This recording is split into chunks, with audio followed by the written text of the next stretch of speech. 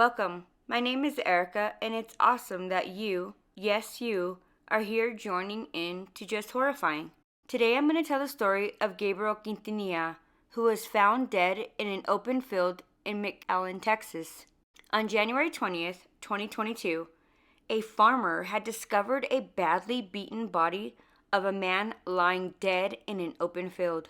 Police later identified the body as that of 46-year-old Gabriel Quintanilla from Pharr, Texas. But this guy had an active warrant out since 2019 after allegations that he sexually abused a child. Gabriel lived in Pharr, Texas with his two stepsons, Alejandro Trevino, who was 18, and Christian Trevino, who was 17, his biological 9-year-old daughter, and his girlfriend, which is the kid's mother. Earlier that day of January 20th, the 9-year-old ended up going to her mother and telling her that her dad was inappropriately touching her. As soon as the little girl's stepbrothers, Alejandro and Christian, heard of the allegations, they immediately confronted Gabriel. A fight broke out, and Gabriel ended up leaving the residence on foot. Christian ran after him, catching up with him at a nearby apartment complex. Meanwhile, a friend of the two brothers, Juan Melendez, who was 19, drove Alejandro to the apartment complex where they proceeded to engage Gabriel and fought him again in a second assault. The boys then left to switch vehicles from a car to a truck. When the boys returned in a pickup truck, they proceeded to try to find Gabriel. They ended up finding him walking along the side of the road, injured from his two previous assaults. Pharr police said the boys then proceeded to beat him for a third time, threw him in back of the truck. The boys drove to an open field and dumped his body, at which point police believe he was still alive. Upon examination of the body, it was determined that he was beaten with brass knuckles and suffered severe head trauma.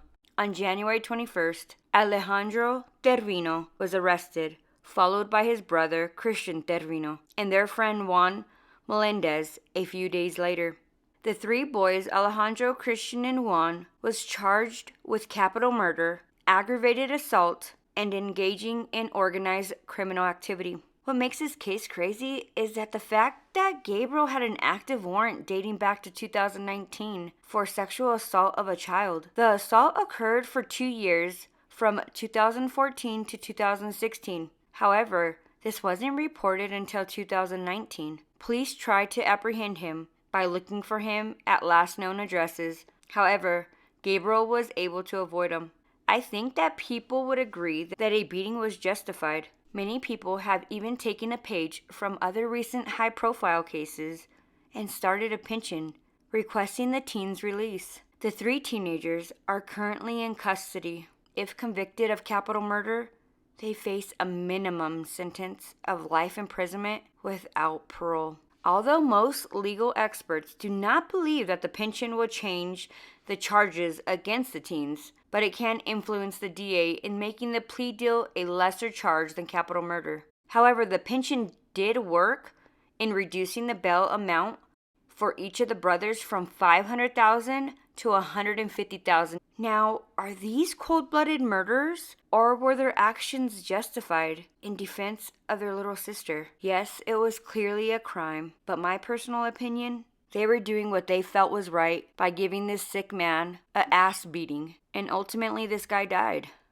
That poor little girl, the two boys, and their friends. It's just a sad case. All right, you guys, well, take care, be safe, and until next time, bye.